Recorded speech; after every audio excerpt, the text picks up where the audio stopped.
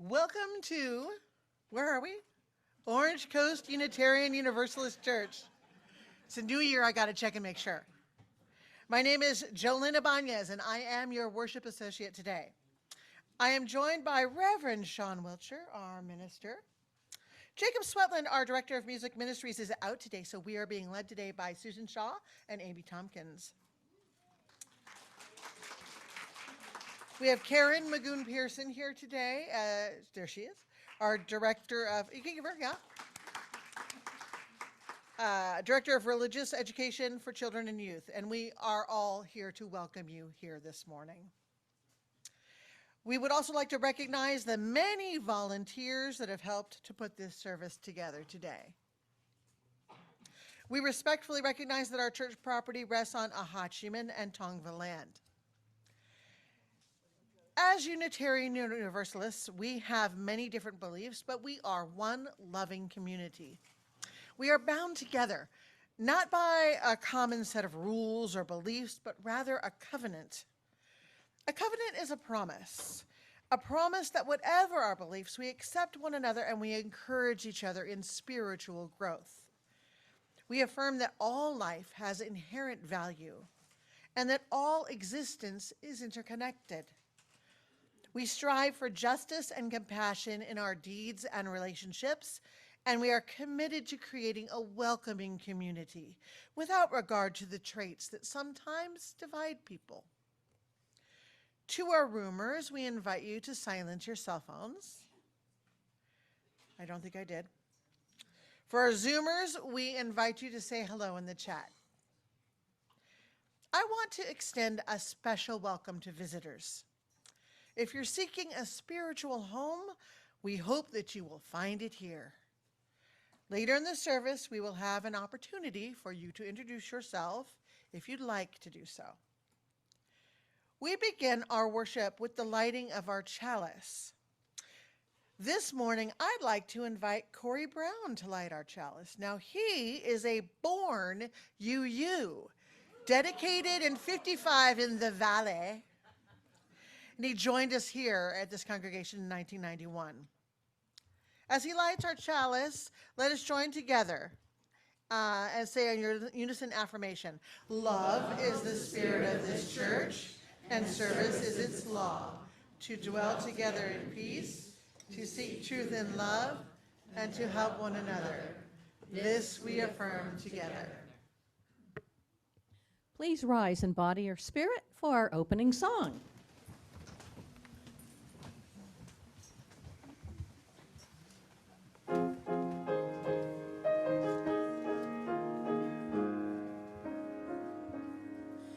Guide my feet while I run this race.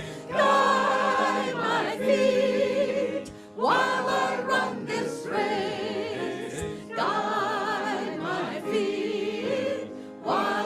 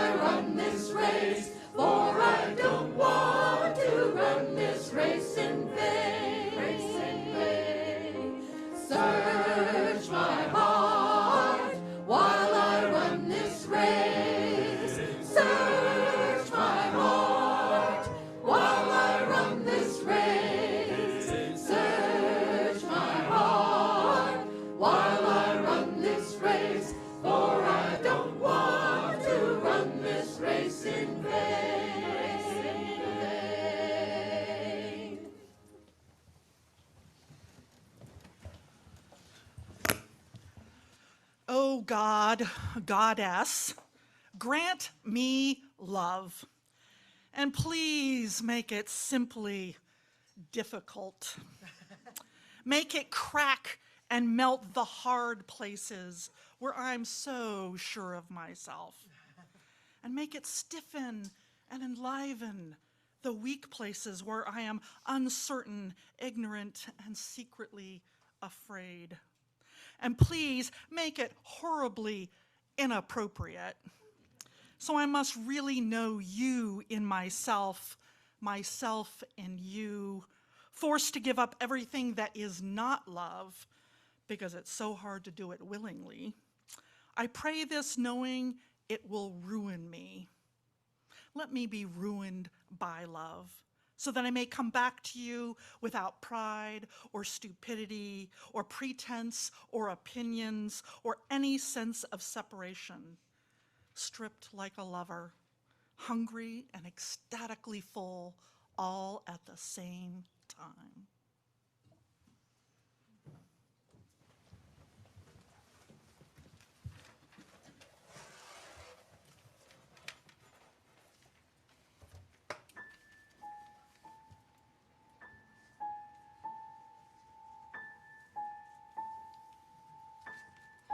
Come with me and you'll be in a world of your imagination. Take a look and you'll see into your imagination. We'll be here with a spin, traveling in a world of my creation. What we'll see will defy explanation.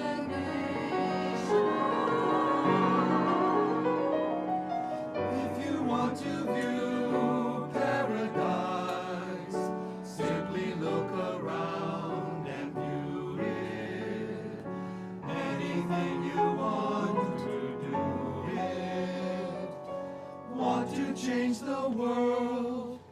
There's nothing to it.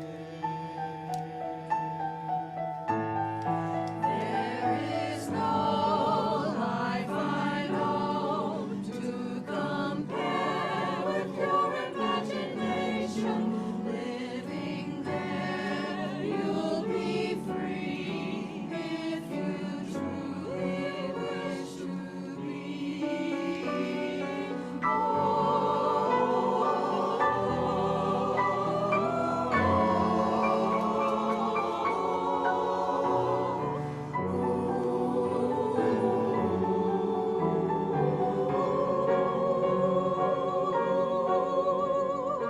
If you want to view paradise, simply look around and view it. Anything you want to do it. Want to change the world? There's nothing to it. There is no life I know to compare with your imagination. Living there, you'll be free if you truly wish to be.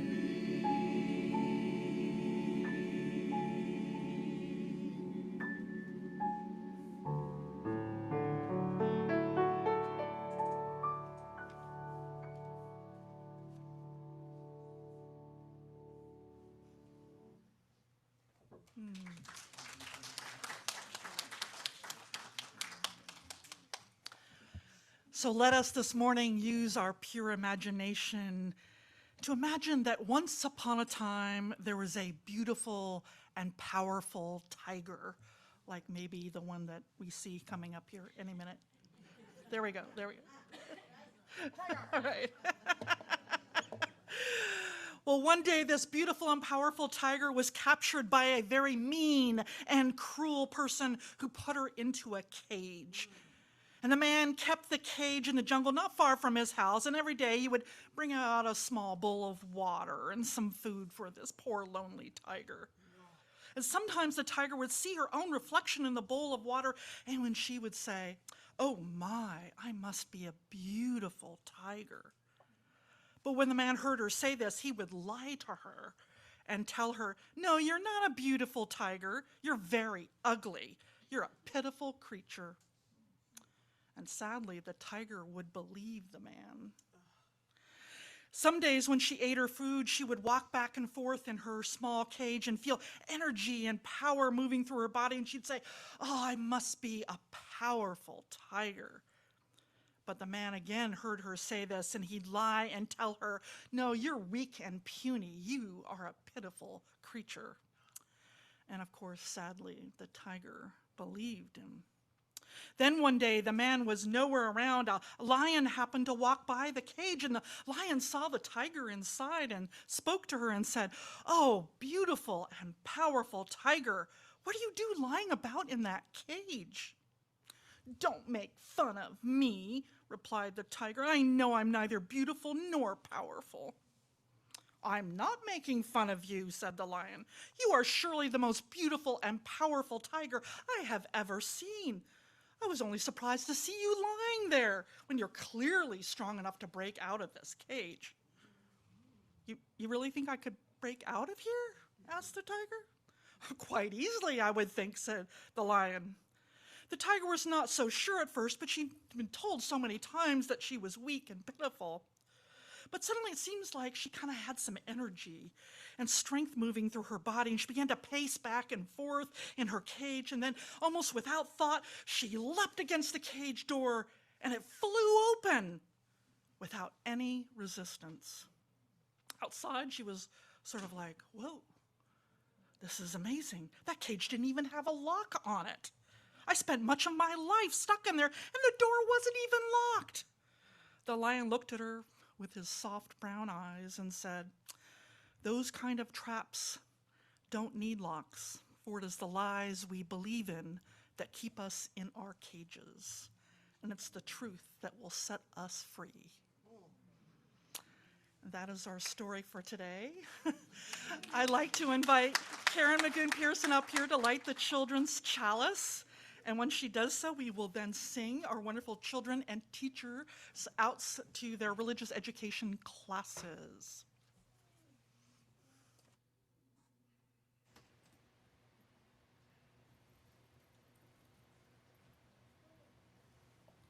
All right, let's sing. We hold you in our love as you go, as you go. May your heart be at peace as you go. To nurture the spark of your precious life, we hold you in our love as you go.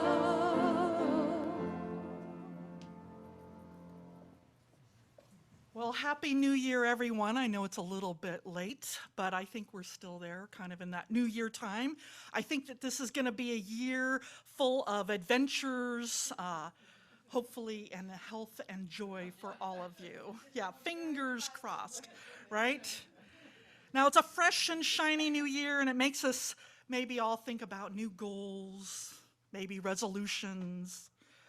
And surely this year will be different, we say to ourselves. I'm going to lose that weight. I'm going to take up that hobby. I'm going to get in shape. I'm going to stop smoking or whatever it is that we might want to get rid of. I'm going to change that career. I'll do this, I'll do that, I'll do this, right? And then about a month later, life gets in the way and the year doesn't seem so shiny anymore. And we've all been there, right? The desire to change is always there, but the will to do it sometimes hits a kind of a wall, right? We encounter resistance to change. And a few years ago, some of you might remember that I took up learning how to do art. And in doing so, I encountered a lot of resistance in my own head about doing it, whether I was good enough, that kind of thing. And I encountered this book that has become something of a classic. It's called The War of Art, a little bit of a play on The Art of War title, by Stephen Pressfield. And it's actually a book that is all about how to deal with resistance.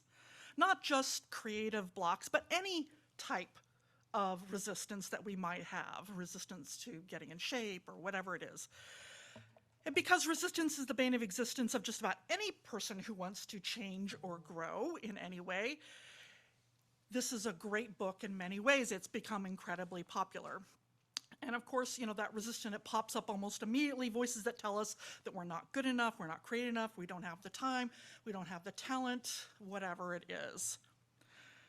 So Pressfield tells us that resistance is fear-based, not a big surprise, I'm sure, to many of you. Fear of success, fear of consequences of following your heart, fear of failure, fear of poverty, fear of risk, fear of being ousted from our tribe, seen as selfish, or even being seen as ridiculous. And resistance feeds on fear, he tells us. So far, I'm with Pressfield. I'm like, yeah, have you all felt that way? Right? It's so frustrating. And he goes on to say that the most common form of resistance is procrastination. Oh yeah, right? He writes, procrastination is the most common manifestation of resistance because it's the easiest to rationalize, right? We don't tell ourselves, I'm never going to write that symphony. Instead, we say, I'm going to write that symphony tomorrow, right? Procrastination shows up in all kinds of ways and distractions. It can even show up as the different addictions that we might have, even cleaning addictions if you have that. We can also create drama in our lives so that we avoid it. Procrastination is full of excuses of why not to do something rather than finding a solution to the problem. And I always know procrastination when it's hitting me, when I'm hitting resistance, when I actually know how to solve the problem. Or other people tell me different ways to solve the problem, and I'm always like, yeah, but, right? You know that, the yeah, but. Pressman says this. He says, the rule of thumb, the more important a call or action is to our soul's evolution, the more resistance we will feel towards pursuing it. I have found this to be true. Excuse me. So I'm with Pressfield on this. It sure feels that way. But then Pressfield goes on a bit of a tirade here. He starts saying this. He says, resistance will tell you anything to keep you from doing your work. It will perjure, fabricate, falsify, seduce, bully, cajole. Resistance will assume any form. If that's what it takes to deceive you, it will reason with you like a lawyer or jam a 9mm in your face like a stick-up man. Resistance has no conscience. It will pledge anything to get a deal, then double-cross you as soon as your back is turned. If you take resistance at its word, you deserve everything you get. Resistance is always lying and always, and I'm quoting here, and always full of shit. Okay. He continues, resistance is like the alien or the Terminator or the shark in Jaws. It cannot be reasoned with. It understands nothing but power. It is an engine of destruction programmed from the factory with one object only, to prevent us from doing our work. Resistance is implacable, intractable, and tireless. This is resistance's nature. It's all it knows. Resistance's goal is not to wound or disable. Resistance aims to kill. Its target is the epicenter of our being, our genius, our soul, the unique and priceless gift we were put on earth to give and that no one else has but us. Resistance means business. When we fight it, we are in a war to the death. Dun, dun, dun! Resistance is futile. I know, right? Dang. I'm like, seriously, dude, get a grip. Like, okay. This is a very violent sense of what it's going to take to get through everything, right? And it's an interesting, I just want to say, he has some really good things to say, but this is where he lost me. I was like, okay, wait a minute, dude. So because it does feel that way, though, sometimes, right? Like that we're just constantly struggling and fighting against this parts of ourselves. This culture that tells us to change is all about willpower. You can do it, just do it, right? And yet so few people actually change that way. But what if Pressfield has it wrong? What if it's not about going to war with yourself, but finding peace within yourself? Dun, dun, dun. Okay. So let me introduce you to another way of looking at resistance. Okay. So it's borrowing from a therapeutic modality that is called internal family systems, also known as IFS, because, psychologists love their acronyms. It was created by a guy named David Schwartz. He actually resides here in Irvine, and he's riffing off a bunch of other people too, but he kind of codified this IFS thing here. It's one of many different therapeutic modalities out there. And yeah, there's a whole bunch of them, but anyone can actually do this. You can do this one on your own. I'm not a therapist, but we're gonna have a little bit of fun with this today. IFS posits that we're made up of different parts. Like, in your family you have a different role, everybody has a different role in their family. Well, the idea is that we have different parts of ourselves as well that play different roles within us. And we know this intuitively when we say things like, oh, part of me really wants to go to that party, but part of me really wants to go read a book, and stay home, right? Those are your different parts kind of struggling with who's gonna win on this one, right? Or it can show up on things, this happens to me all the time. I know I should not look at my email while on vacation, but just one quick look just to make sure everything's okay, right? That's a part two that's trying to organize things and make sure everything's okay, controlling part. Now, we all have different parts. We have many different parts, and they come up different ways for each one of us. But these parts are all part of who we are, but there is a core part. That's a core part that we all have. It's the heart of who we are, and it's what IFS calls the self. I call it the true self. And the self, IFS posits, this true self it's calm. It's when we are calm, curious, creative, clear, connected, compassionate, confident, and courageous, right? We're just kind of centered. We're there. It's us at our best selves. That's how I like to think of it.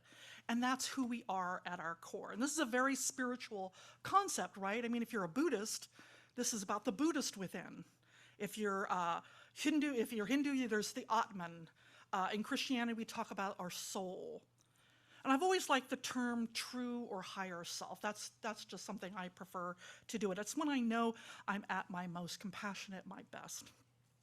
And wouldn't it be nice if we could just stay in this true self all the time?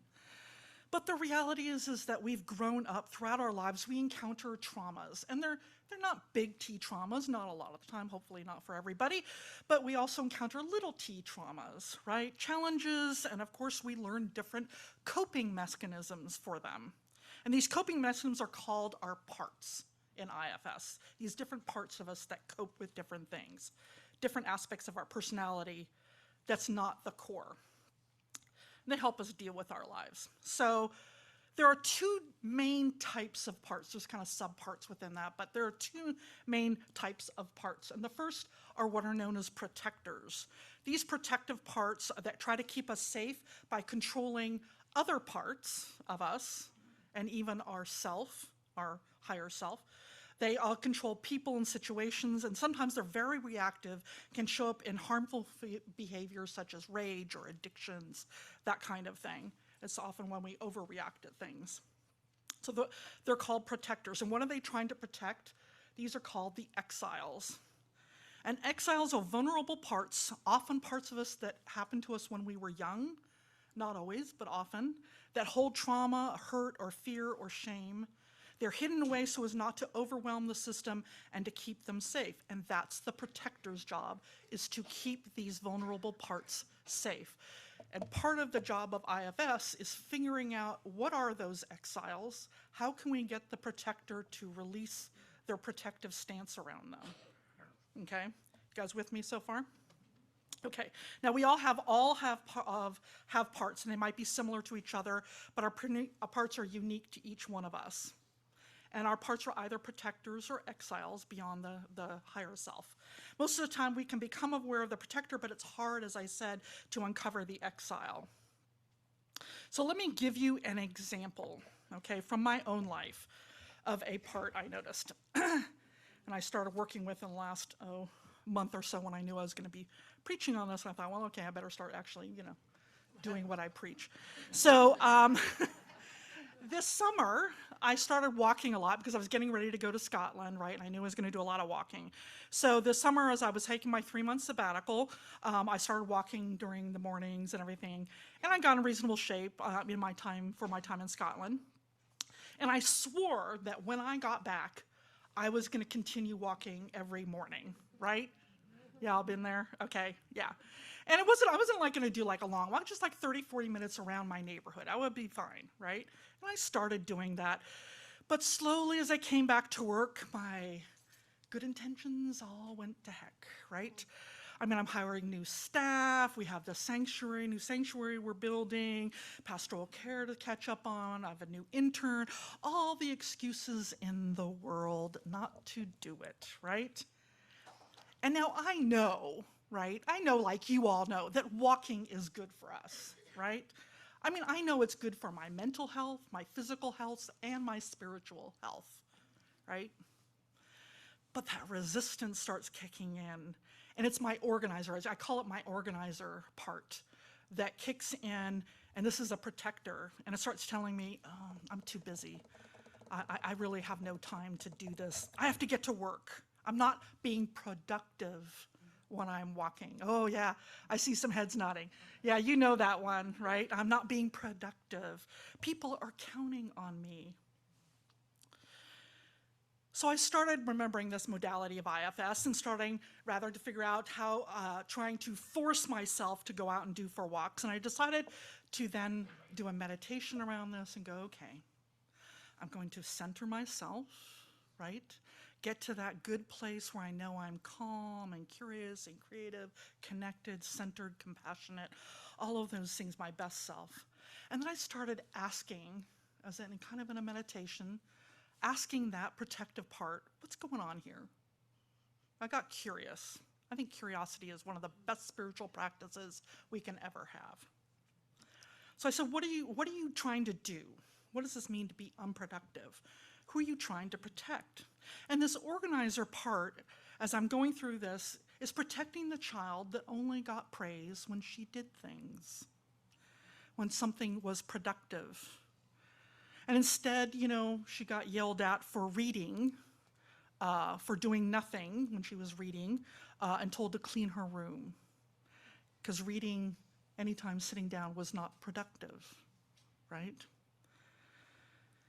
So this is the exile, right? The one that the organizer is trying to protect.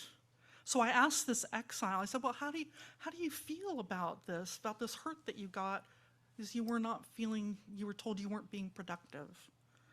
And she said she felt shame for not being productive. And I want to ask, well, why she felt shame? She said, because no one will love me if I'm not productive.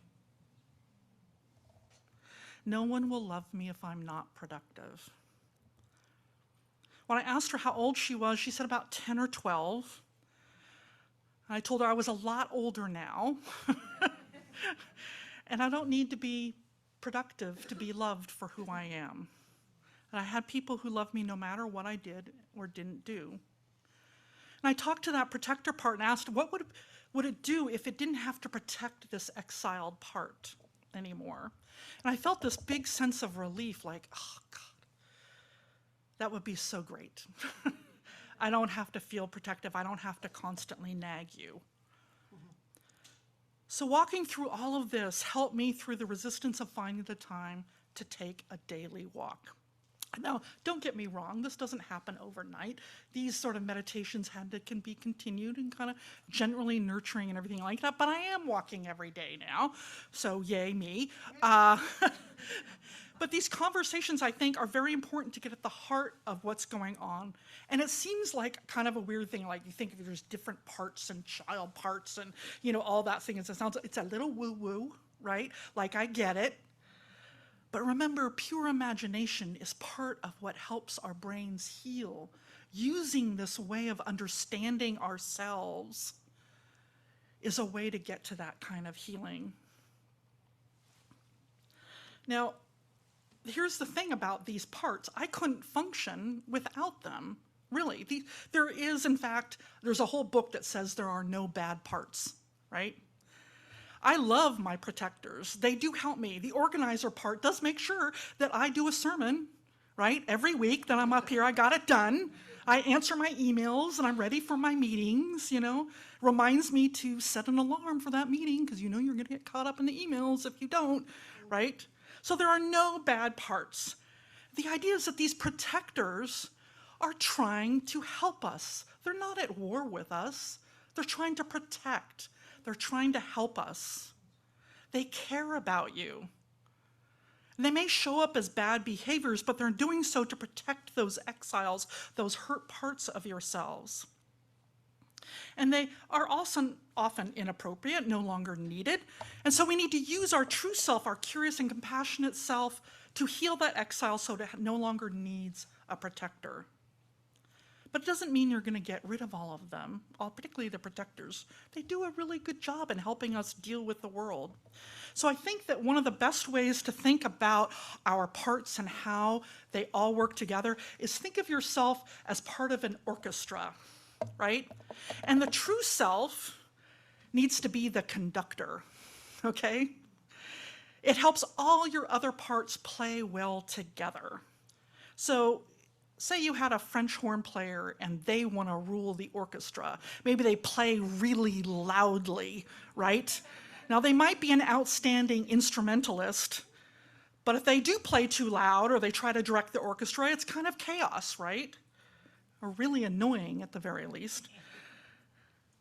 So this is why we want to think about ourselves as, okay, who's conducting? If you find yourself coming up against resistance for anything in your life, ask yourself who's conducting right now. And then go talk to that part. So when we find ourselves up against resistance, it's important to ask, as I said, who's conducting the orchestra? Find out which part has been taken over. And this is a very different approach, right, from Pressfield. It's about finding that core of who you are, that loving core, and then giving yourself really love and compassion and curiosity to find out what is going on here. So let's try a little bit of this morning. We're going to use your pure imagination. So I'm going to invite you into a guided meditation about your parts. So first step is to get into that wonderful true self state. So if you want to get a little comfortable, sit up in your chair, your feet on the ground, take some deep breaths.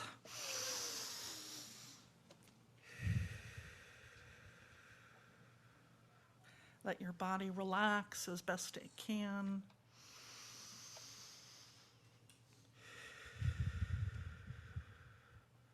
Zoomers, I hope you're with me on this too. Stop washing the dishes. Come join us here.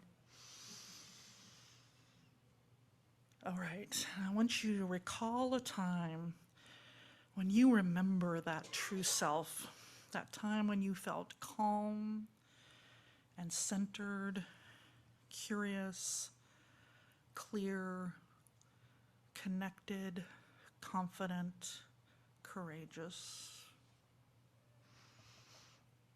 Remember how that felt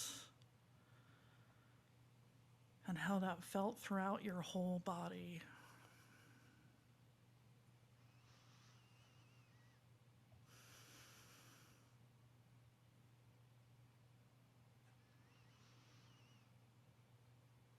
Feel that love and compassion just coming all throughout your body as you settle into that wonderful true self.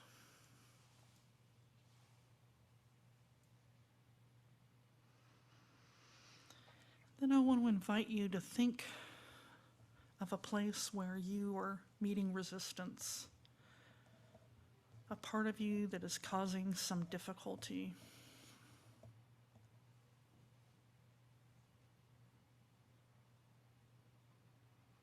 Maybe it's inner critical parts or judgmental parts, organizational parts.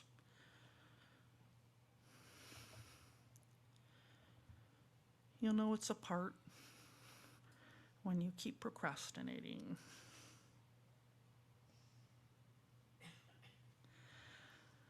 So let's get a little curious. Look at this part, or think about this part kind of separate from it, being open and curious. First, ask yourself, does this part reside somewhere in your body? And it's okay if you can't tell.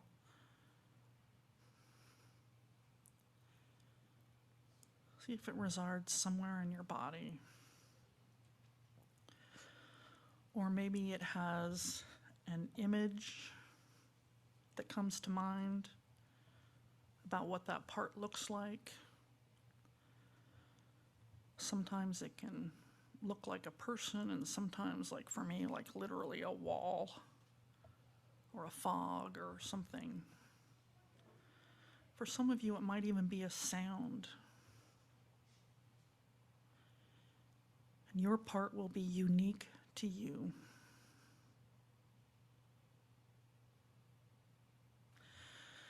So how do you feel about this part? How does it make you feel?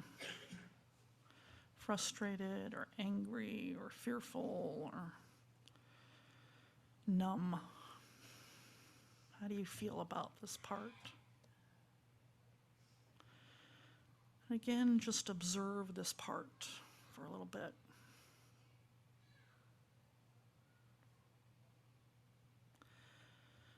I invite you to get a little curious about it, to ask it questions.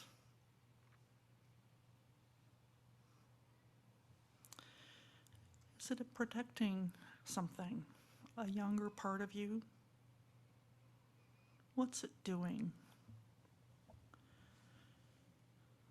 What does it want you to know about itself?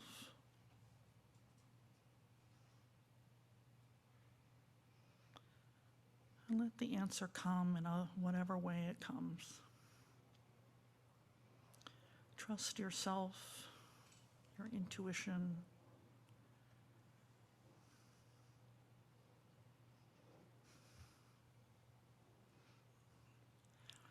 You might then ask it, what is it afraid of that would happen if it didn't do its job?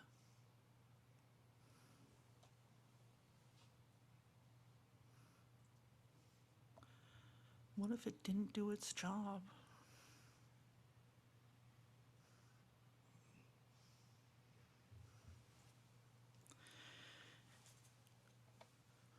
Maybe you can extend some compassion to that part who's got a really tough job.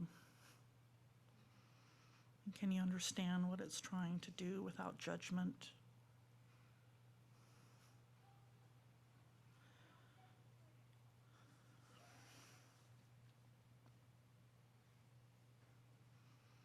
You might ask it if you can heal or change what it's protecting.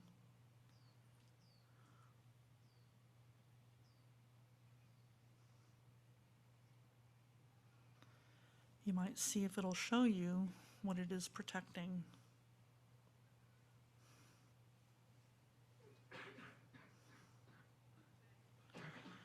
And what would it like to do instead if it didn't have to do that job?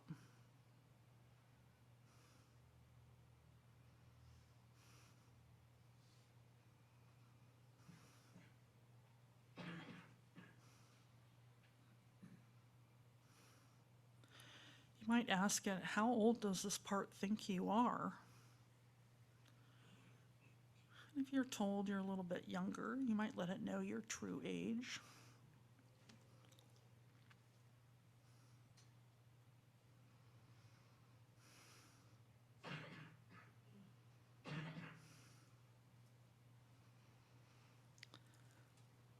Just want to take a moment to give it gratitude for all that it's done and is doing for you, and for letting you know these things. This is a shorter meditation.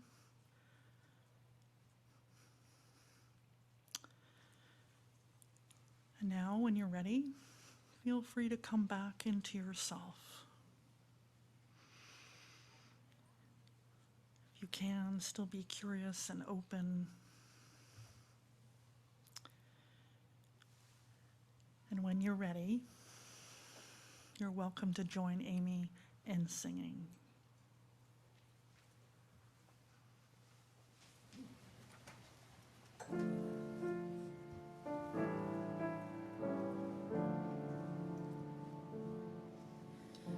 Return again, return again, return to the home of your soul.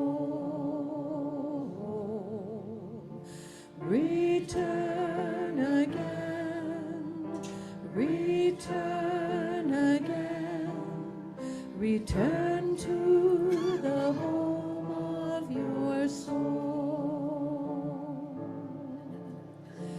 Return to who you are, return to what you are, return to where you are, born and reborn again.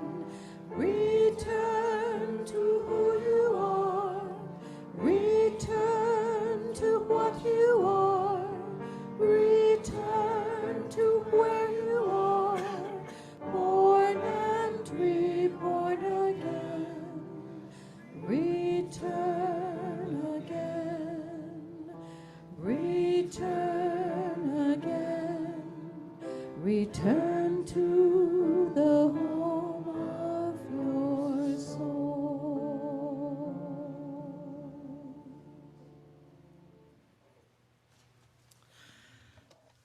So we have all of these parts inside ourselves, these beautiful and powerful tiger parts that we don't realize are beautiful and powerful. We think they're there to harm us, to hold us back like a cage. But really, there is no cage holding us back. There is only our beautiful and powerful selves. Our true self is like that lion who reminds the tiger our parts, that we truly are beautiful and powerful, and then we can break out of that cage. You know, at my age, I've grown a little bit cynical about New Year's resolutions or goals, but honestly, they've done studies, and, things like New Year's days or birthdays or even a Monday, the start of something inspires us. It signals us that it's a good time to evaluate who you are and who you want to be, to maybe make some changes. But I think that the key is not to go to war with yourself, but to make peace with yourself. And IFS is such a great spiritual practice, I think, for us Unitarian Universalists, because it's all about our first principle of affirming and promoting the inherent dignity and worth of every person, including ourselves, right? Don't kid yourself. This isn't easy work, because believe me, I have resistance to doing the work, which is like, really? It isn't overnight magical, although some have truly found it to be. I have a colleague of mine who started this, and she's just been blown away what it has done for her. It does take work to change, to do the hard thing, to use your pure imagination, as it were, to be free, if we truly wish to be. So Happy New Year, everyone. It's going to be a challenging year, I think, for many of us, with elections and all sorts of interesting things going on. We've got a sanctuary to build. We've got family worries, health scares, career decisions, all sorts of things. And though we know there will be troubles, I know that we can do it. We can and we will go on, not in war, but in peace. So here's my final prayer for you. May you fall madly in love with all your parts. Your rebel parts, your judgmental parts, your perfectionist parts, your insecure parts, because they love you and they need your love, your compassion, curiosity, calm, centeredness. So may you fall madly in love with the part that gets you up in the morning, with the part that reaches out to those in need, with the part that gets angry at injustices, with all the parts that long for love. May you keep falling madly in love with yourself. Let us sing.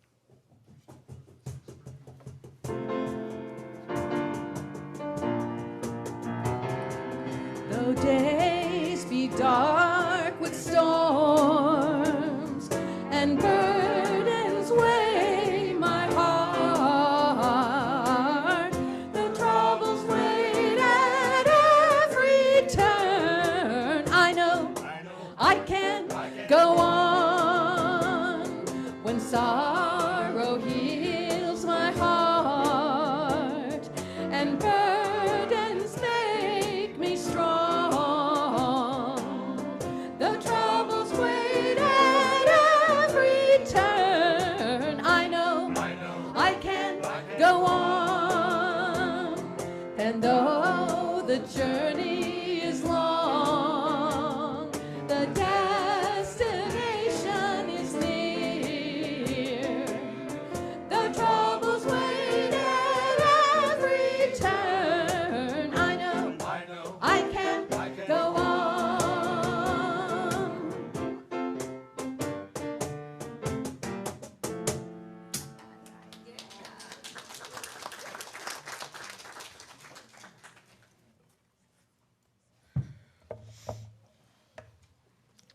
Unitarian Universalist congregations are fully self-supporting, meaning that members and friends raise all the money for the operating budget, ministries, and programs of the church. We are ever grateful for your gifts of time, treasure, and talent. OCUC amplifies that spirit of generosity by sharing half the plate we receive with an organization that shares our values.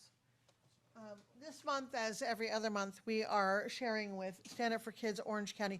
Now, this is a national group, and on their website, they've bullet pointed some sobering statistics that I'd like to share with you. 1.7 million U.S. youth experience homelessness every year. 1.7. 50,000 youth sleep on the streets for 6 months or more each year. This one, seriously, 1 in every 5 children between the ages of 10 and 18 will run away. Up to 40% of homeless youth identify as LGBTQ. Every day, 13 at-risk youth will die due to assault, illness, or suicide trying to survive on the streets. That's approximately 5,000 per year. About 1/4 of youth experience homelessness within a year of aging out of the foster care system. Compared to housed youth, homeless youth are 75% more likely to self-medicate and abuse substances as a way to deal with trauma. So there's a few good reasons to donate some money today. And there are multiple ways in which you can support this church and this organization. You can mail a check. You can go through our website. You can use an app called Vanco Mobile. If you're a roomer, you can use the basket as it's passed. The choice is yours. All the information is on our website should you need it. As always, thank you for your generosity.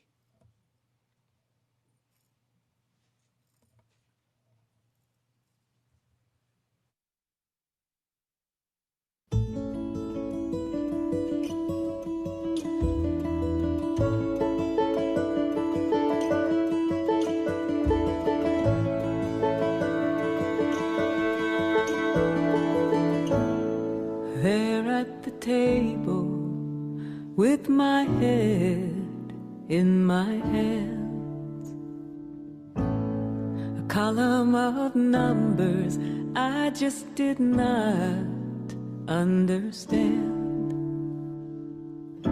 You said add these together, carry the two. Now You can do this hard thing.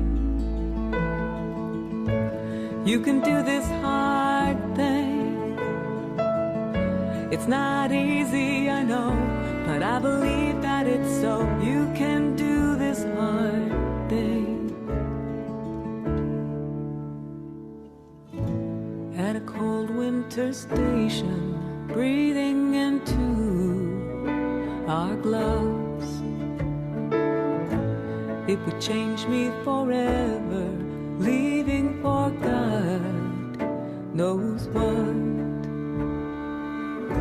You carried my bags, you said I'll wait for you. You can do this hard thing.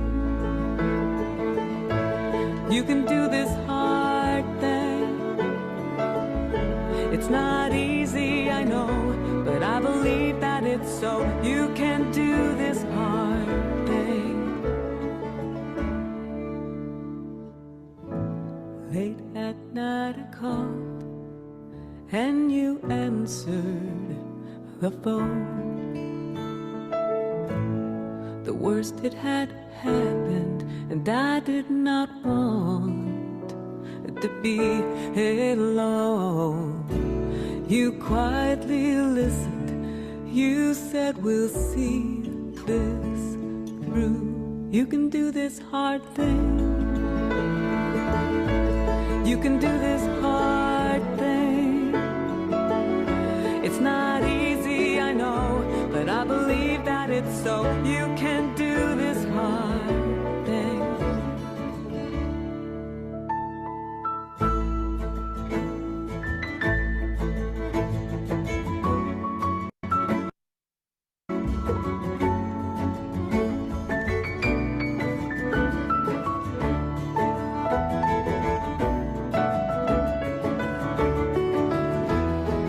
Here we stand, breathless and pressed in hard times.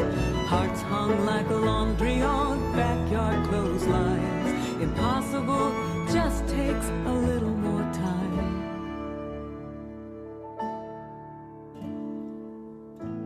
From the muddy ground comes a green volunteer.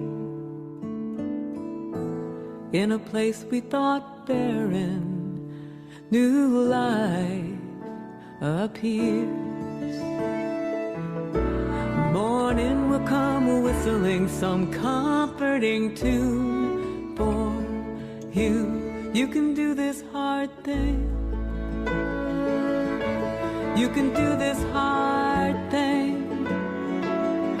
It's not easy, I know, but I believe that it's so. You can do this hard thing.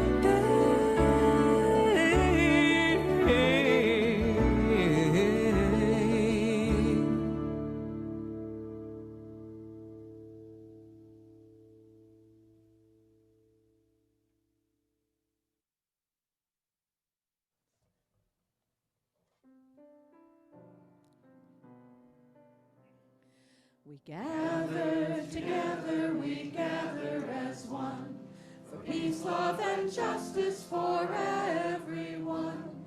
We give from our hearts to show that we care. We can change lives with what we share. By the way, I just want to point out, I don't have exact numbers, but we've been doing almost every other month. We're going to go quarterly now with Stand Up for Kids for I don't know how many years now, like 7 years or something.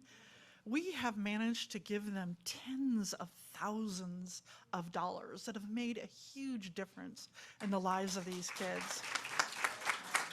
Yeah, I just want to, you guys, I mean, it seems like maybe a little bit here, you put a little $5 in there or whatever, but it all adds up and it makes a difference in people's lives. So I just want to point that out. You all are awesome.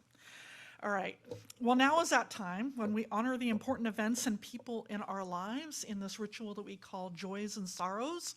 And you are invited, one and all, whether you're a member, a friend, a visitor, everyone can participate in this. And I'd like to invite Lori Kluge up here. She's one of our pastoral care associates, and she'll be assisting. And the idea is that if you've been holding something that has struck you at your core, in the last days, weeks, or even hours. If you'd like to come forward and embody that by lighting a candle, you're welcome to do so. And if you would also like to write it out loud, or if you would like to share it with the congregation, you can write it on a slip of paper, and the congregant or the ushers can bring it around to you if you didn't get one already when you came in. Hand it to me as you come forward to light your candle, and I'll read them out loud. And of course, Zoomers, you can write it in the chat. If you ever see me on my phone during worship, I'm chatting to the Zoomers, just so you know. Zoomers, you can write it in the chat, and then I will read them out loud, and Lori will light a candle for you. You can also just simply request that a candle be lit. So please come forward and light your candle, and then we'll read them out loud.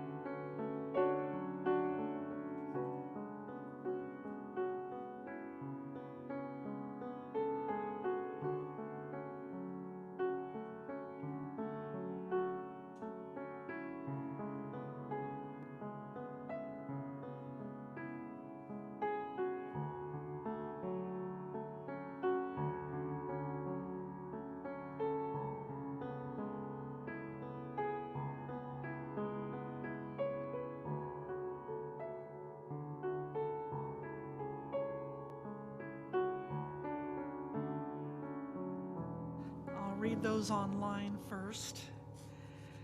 Let's see here. So Linda C. says, please light a candle of comfort and hope for her daughter Valerie, who is needing support and love. Flowers are for her birthday.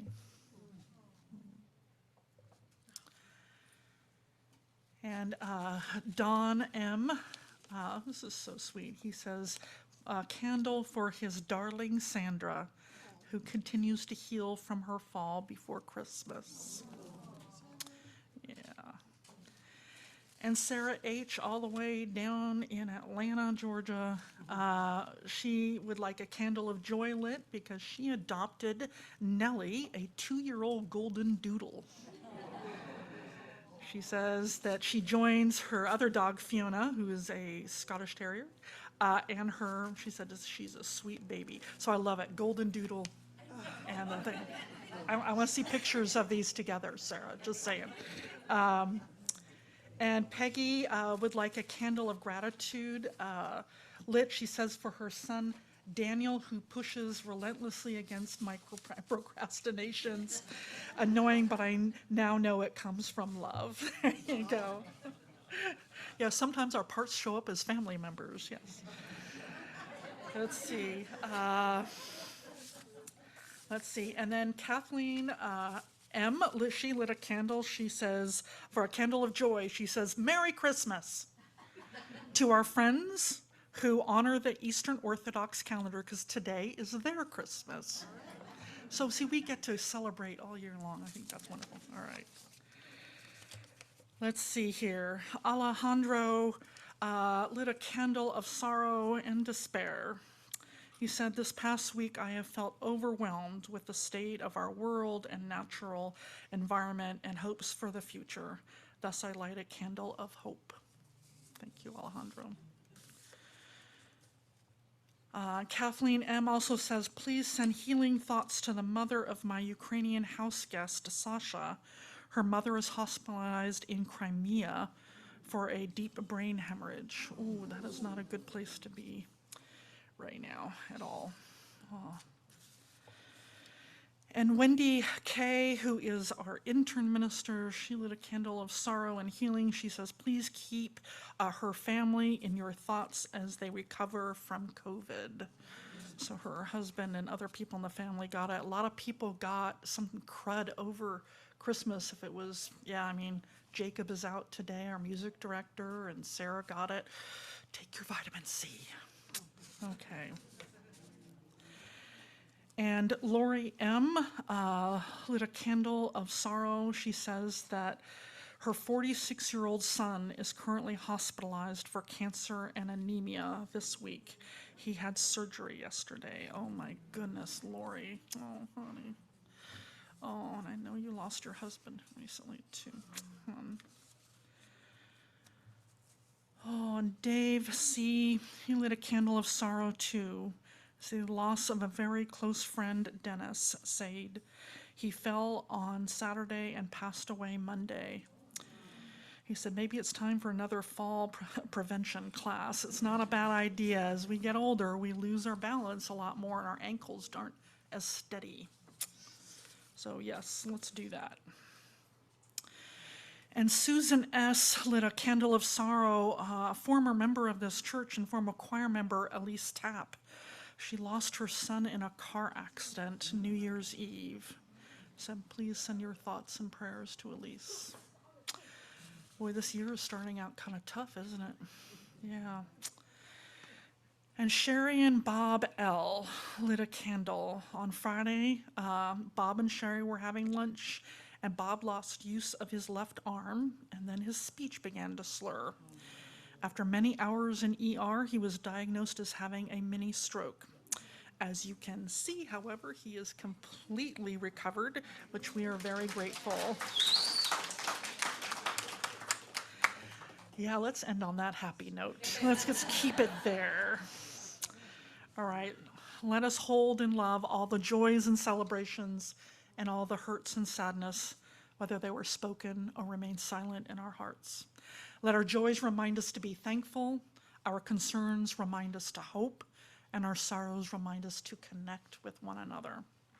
Let all these moments remind us that we're not alone. So please join Lori in a spirit of prayer.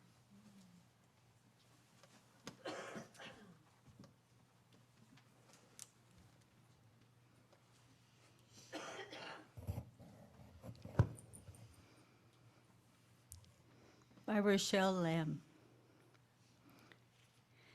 May you fall madly in love this year.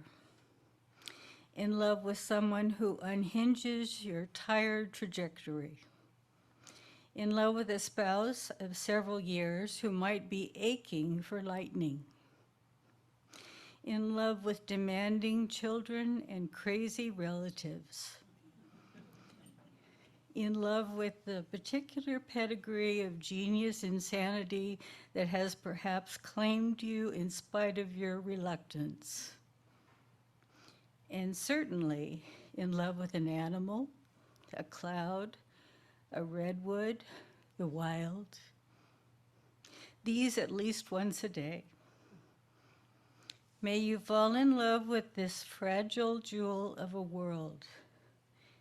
May this be a magnificent year for you. May you fall deeply, madly, hopelessly, inextinguishably in love. Amen.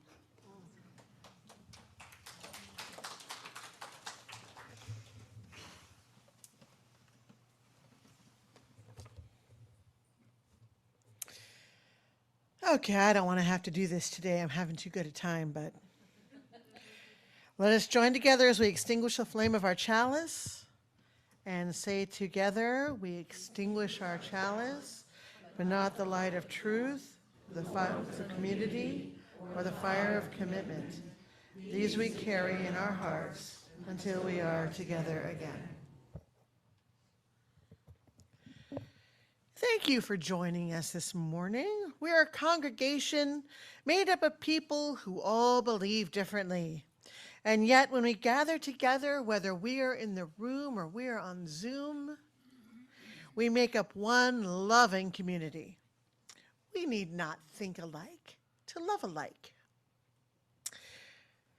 If you're a guest, a visitor, or someone who hasn't yet been known to us, I invite you to become a part of this beloved community.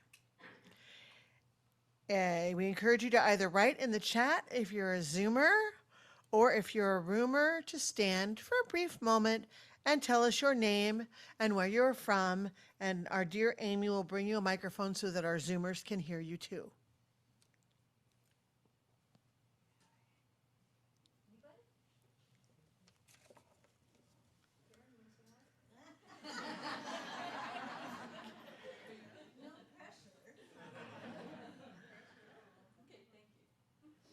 Hi, Karen.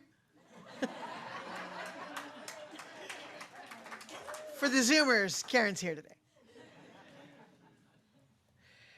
If you'd like to know more about our church, including programming for youth and children, please contact us at hello@ocuc.org. It will help you get connected. In addition, we invite you to sign up for our weekly email called The Blast at blast@ocuc.org. We offer a tour, this is new, we offer a tour of our campus for visitors after the service.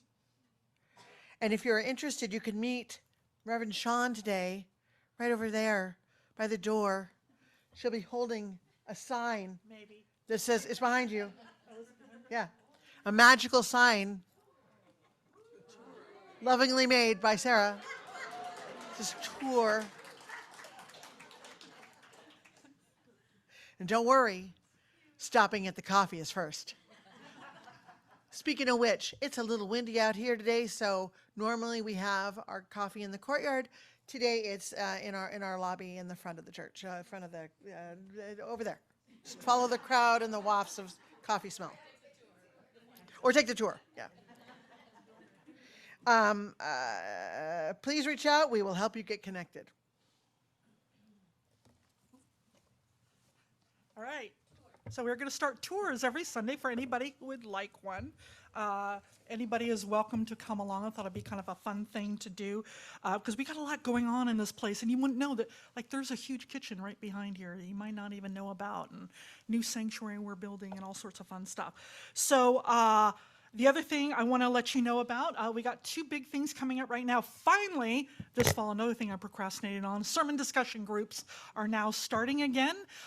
Wendy, our intern, will be, who, by the way, did this lovely sign, is going to be outside taking names. So sermon discussion groups, if you're new to this, these are absolutely wonderful ways to get to know a core group of people in the congregation. What I do is I write up sort of like an outline of what the service was for that week, and then the following week, people gather together to go deeper into the topic, right? So we're gonna be signing up in the next couple of weeks, and then we're gonna be starting in the third week of January. So please do sign up for that. They're absolutely wonderful things to do. We've got a morning slot, an afternoon slot, and an evening slot. So sign up because they will fill up fast. We've only got 3 this time. So those are absolutely wonderful things to do. We've also got a membership workshop. So this is like, how do we deepen our connection with the community and with ourselves, and help encourage people to help them connect with this wonderful, amazing congregation? Because it's hard when you're new to connect to new people, right? So we're going to be brainstorming about how to do that, and everybody is welcome. New people, longtime people, whatever, young, old, all that kind of thing. Come to our membership workshop on January 20th. So then you can see there's all sorts of other wonderful things that we're doing. So, all right, basically, may you fall in love with yourself this year. I love you all. Let us sing our final benediction.